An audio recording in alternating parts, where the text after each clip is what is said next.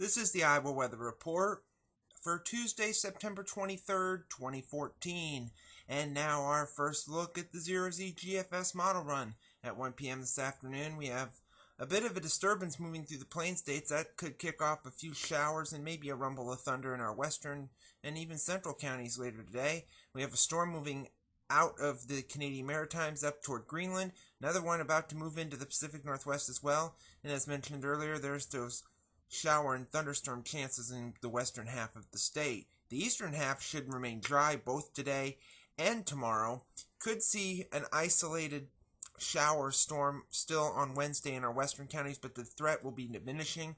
Highs both today and tomorrow will be mainly in the lower to middle 70s.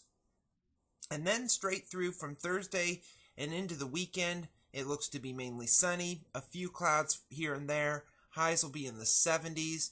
We see no real changes as we move from Thursday to Friday to Saturday to Sunday. Some rain just off the East Coast along the Gulf Coast. The storm still over the north and west, slowly trying to move in our direction. But this high pressure over the Great Lakes keeps us fairly calm, fairly quiet, and pretty much keeps quite a bit of the country fairly calm and quiet.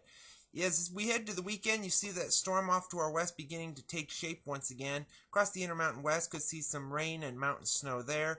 A little bit of rain across the Mississippi Delta region around Louisiana and the Texas Gulf Coast as well.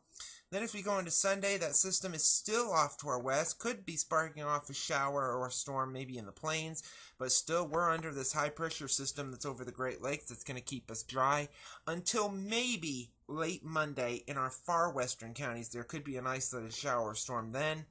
Otherwise, it still remains sunny, still remains in the 70s. So the first couple of days of fall look to be fairly tranquil outside the rain chances today and tomorrow.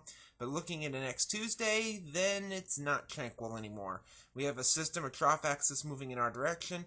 We have a little bit of a weakness over the north and east that could be producing some rainfall there around the mid-Atlantic into the southern parts of New England.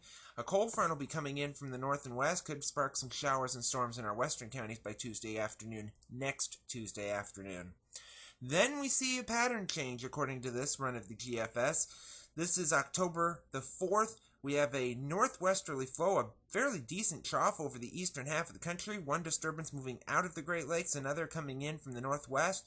We have one system moving into Quebec province with a storm system moving into New England and mid-Atlantic. Another one diving in from the northwest, similar to what we would consider to be an Alberta Clipper type system. And this pattern looks to continue even into the end of the forecast, October 8th. Another system is coming in from the north and west. Ridge pumping up over western Canada and the south and west could warm temperatures quite somewhat over the north and west and into western Canada, and that's going to take a lot of this air over northern Canada and start dumping it southward.